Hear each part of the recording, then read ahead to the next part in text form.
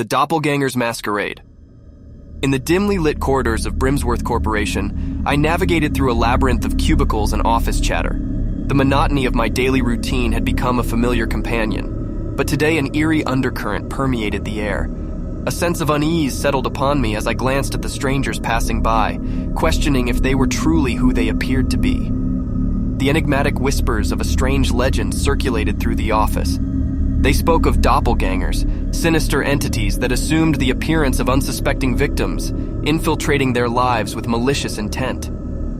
The rumors were absurd, I told myself, mere fodder for idle minds seeking excitement amidst the dreary routine. Yet, the inexplicable began to unfold when a colleague approached me with a curious expression, claiming that he had just seen me in the break room, despite my being seated at my desk for hours. I dismissed it as a simple case of mistaken identity, a result of fatigue or stress. But when the encounters grew more frequent, the whispers of a doppelganger became an unsettling reality. One afternoon, as I stood by the water cooler, my heart skipped a beat when I saw myself reflected in the glass. I turned, expecting to find my doppelganger, but the corridor was empty. Brushing it off as a trick of the light, I hurried back to my desk, determined to bury these disturbing thoughts. Days turned into weeks, and the sightings of my doppelganger intensified. My colleagues approached me with puzzled expressions, recounting encounters that mirrored mine. Whispers of the doppelganger circulated the office, and it became evident that I was not the only one haunted by this malevolent presence. As paranoia gripped our workplace, friendships frayed and trust shattered. No one knew who to believe, fearing that their closest confidants might be mere imposters.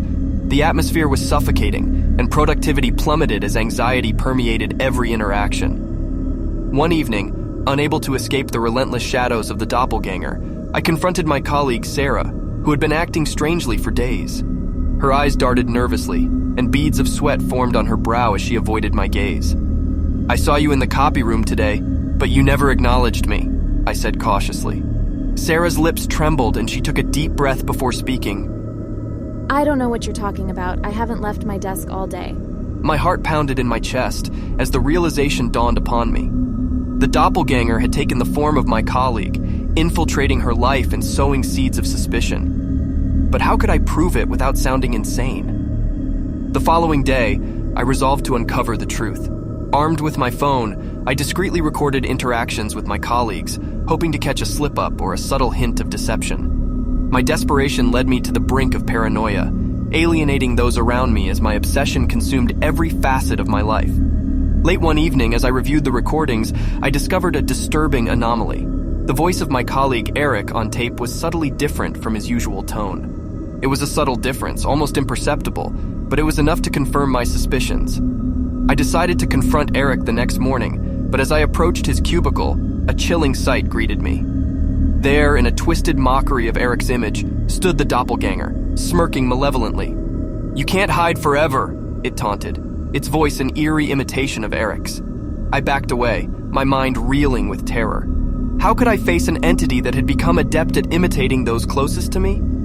The lines between reality and illusion blurred as I grappled with the sinister truth that stalked our workplace. Seeking solace, I turned to the legend of the doppelganger, desperately searching for a way to confront the malevolent presence. The tales spoke of ancient rituals and incantations that could expose the entity's true form. Armed with newfound hope, I gathered my colleagues and shared my discoveries. Together, we devised a plan to perform the ritual in a secluded area of the office, away from prying eyes. The office, once a symbol of productivity and camaraderie, now resembled a haunting ground, a battleground where our fears clashed with the unknown. As we began the ritual, the air grew heavy with tension. Candles flickered, casting eerie shadows on the walls, and an eerie hush enveloped us. The room seemed to pulse with an otherworldly energy as we chanted the incantations, our voices a mix of trepidation and determination. Suddenly, the lights flickered and the temperature plummeted. The doppelganger's presence intensified, and a foreboding darkness engulfed us. Our collective resolve wavered, but we pressed on, our desperation outweighing our fear.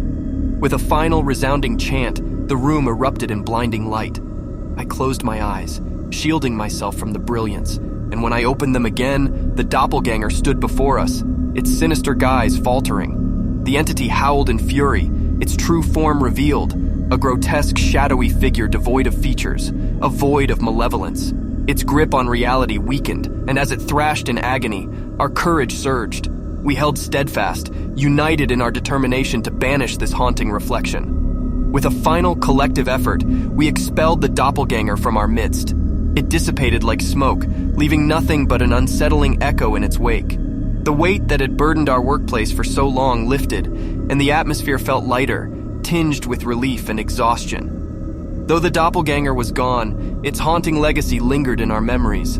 The scars of that malevolent masquerade would never fully fade, a reminder that darkness could masquerade as the familiar, exploiting our fears and insecurities. Don't forget to subscribe and turn on post notifications. Title: Reflections in the Darkness. It started with a simple glimpse in the hallway mirror. I was passing by, absent-mindedly glancing at my reflection, when I noticed something peculiar. My reflection was moving, but I was not. A shiver ran down my spine as I watched my doppelganger's lips curl into a malevolent smile.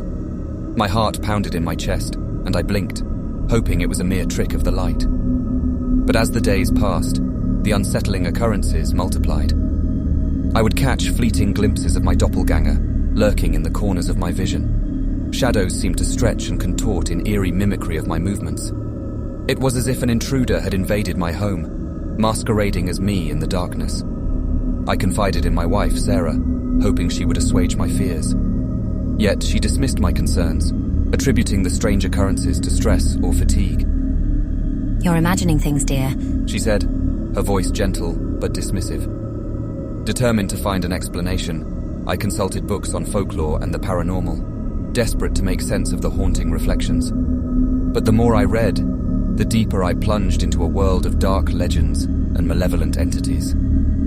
One night, as I lay in bed, the shadows on the walls seemed to dance in a disturbing semblance of my doppelganger. My pulse quickened, and I felt an inexplicable dread in the pit of my stomach. I could sense a presence in the room, an unseen entity that taunted and mimicked my every move. "Who are you? What do you want?" I called out into the darkness, my voice trembling. A sinister chuckle echoed through the room, and my blood ran cold. "I am you, or rather, the darkness within you," a voice responded, chillingly similar to my own. I recoiled, my mind reeling with terror. How could this be? Was I losing my grip on reality, or had something truly invaded my home? The next morning, I decided to seek the help of an expert in the paranormal. Dr. Samuel Ellis, a renowned parapsychologist, had devoted his life to investigating unexplained phenomena. As I explained my encounters with the doppelganger, his expression grew grave. "You've encountered a malevolent doppelganger. It's a rare but dangerous entity that assumes the appearance of its victim, seeking to torment and eventually replace them." My heart sank, the weight of the revelation bearing down on me.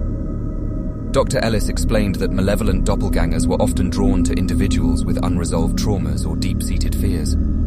The more I feared its presence, the stronger the entity became, feeding off my terror. He advised me to confront the doppelganger head-on, to strip it of its power over me. But it was easier said than done. As I attempted to face the entity, its malevolent smirk only grew, taunting me in a grotesque parody of myself. Desperate to protect my family, I kept the haunting reflections a secret from Sarah. I couldn't bear the thought of her being frightened, or worse, falling victim to the doppelganger's sinister intentions. But the entity knew my deepest fears, my darkest secrets. It used that knowledge against me, tormenting me in ways that no one else could comprehend. The line between reality and nightmare blurred as the doppelganger's malevolence seeped into every aspect of my life. I grew increasingly paranoid, unable to trust even the most familiar faces. Every reflection, every shadow seemed to harbor the sinister entity. Sleep became a luxury I could no longer afford, for the doppelganger haunted my dreams, turning them into chilling night terrors. One evening, as Sarah and I were having dinner, I caught a glimpse of the doppelganger in the window's reflection. It was standing behind Sarah, its malevolent grin belying its sinister intent. My breath caught in my throat, and my heart pounded in my chest. I had to protect her, to confront the doppelganger before it could harm my beloved wife. I excused myself from the table, feigning a sudden headache, and retreated to the study. There, I took a deep breath, mustering all the courage I could find. I returned to the dining room, my heart racing as I faced my doppelganger, determined to protect my wife at any cost. "Leave her alone. You have no power over us," I shouted, my voice trembling but resolute. The doppelganger's grin widened, but this time I saw a flicker of uncertainty in its eyes. "Oh, but I do. You are weak and she is vulnerable," it taunted. With a surge of determination, I took a step forward, refusing to back down. "No more! You won't torment us any longer! I won't let you destroy my family!" As I spoke, the room seemed to quiver, the air charged with an otherworldly energy. The doppelganger's form wavered, and for a moment, its malevolent presence faltered. But it was a fleeting moment of victory.